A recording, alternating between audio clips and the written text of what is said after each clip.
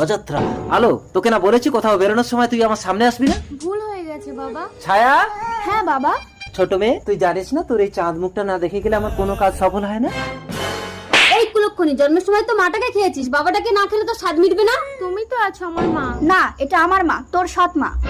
তোর মুখ দেখে আজ তোর বাবা বেরিয়েছে, যদি কোনো বিপদ হয়। মাখন, দেখো আজ আমার কি সৌভাগ্য, আমেরিকা থেকে ছেলে এসেছে আমার মেয়েকে বিয়ে করতে।